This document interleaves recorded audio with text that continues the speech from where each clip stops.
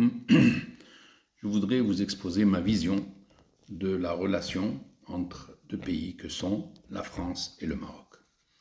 On va commencer en 1912. La France envahit le Maroc pour y instaurer un protectorat. Cela a duré jusqu'en 1956, où le Maroc a pu obtenir son indépendance.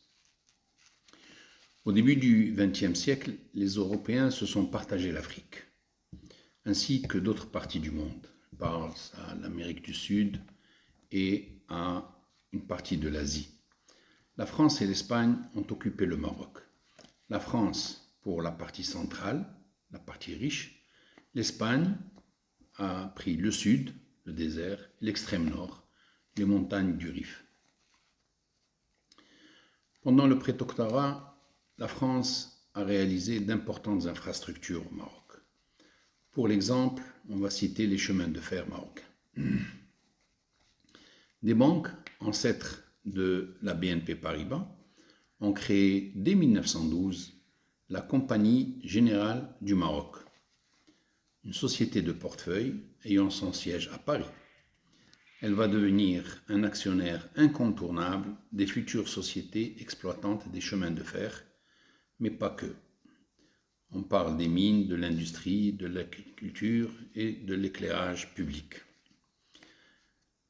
En 1934, la ligne ferrée et chemin de fer Marrakech-Oujda est terminée. Les infrastructures ont permis au pays de se moderniser, de se développer. En contrepartie, la France en tirait un avantage commercial certain.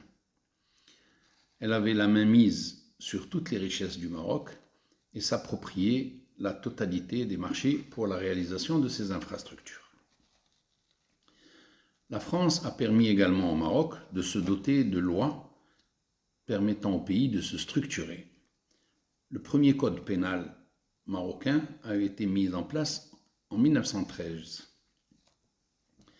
Les deux pays ont prouvé leur compte, mais à partir du début des années 50 et à la faveur des mouvements d'indépendance des pays occupés, la France a préféré se retirer plutôt qu'entrer en guerre.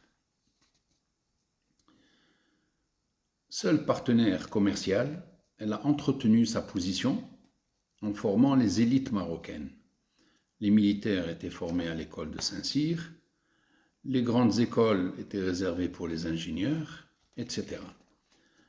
La première faculté de médecine au Maroc n'ouvrira ses portes qu'en 1962 à Rabat. Mais, le temps aidant, les choses changent. Les Marocains ont commencé à aller étudier ailleurs qu'en France, en URSS au début, puis Canada, États-Unis, Espagne, Angleterre. Actuellement, le chef du gouvernement marocain est issu de l'université de Sherbrooke, au Canada.